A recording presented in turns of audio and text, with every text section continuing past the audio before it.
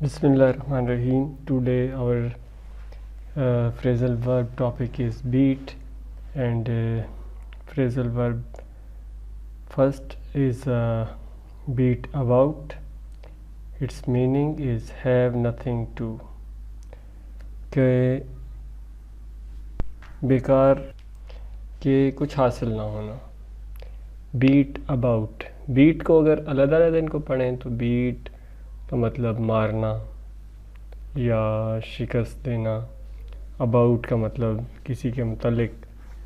लेकिन जब phrasal verb बनेगा तो इसका मतलब होगा have nothing to go on, के बेसूद काम करना.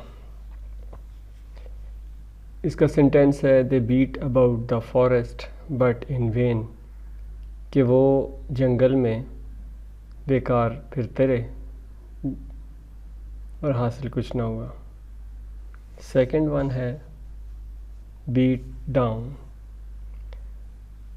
बीट डाउन का मीनिंग है डिफीट, शिकस्त देना.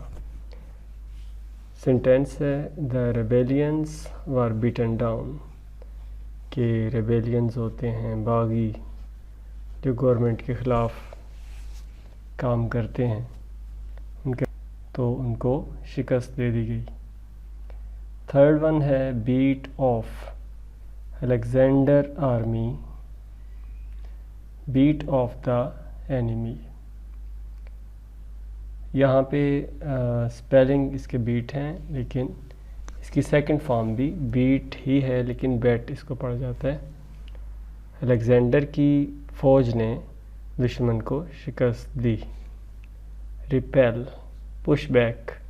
रिपेल का मतलब तीसरे सेंटेंस में बीट ऑफ का जो मैनी है वो रिपेल भी है.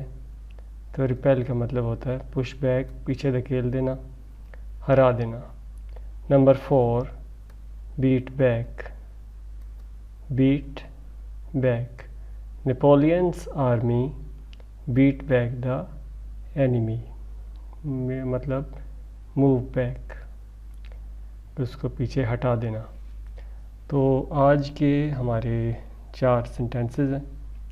इन सेंटेंसेस को, फ्रेजल वर्ब्स को किस तरीके से इस्तेमाल किया गया, इनके beat about, beat down, beat off, beat back और इनके मीनिंग्स भी सारों के आपको बताए गए. तो आई होप कि आपको अच्छे तरीके से समझ आ गए होंगे. अगर किसी बच्चे को समझ नहीं आते तो वो स्टूडेंट कमेंट बॉक्स में पूछ सकता है. इस वीडियो को आप लाइक करें, सब्सक्राइब करें और इसको शेयर भी करें ताकि ज़्यादा से ज़्यादा लोगों तक पहुंच जाए. अगर किसी को कुछ समझ ना आए तो वो कमेंट बॉक्स में पूछ सकता है. Thanks for watching.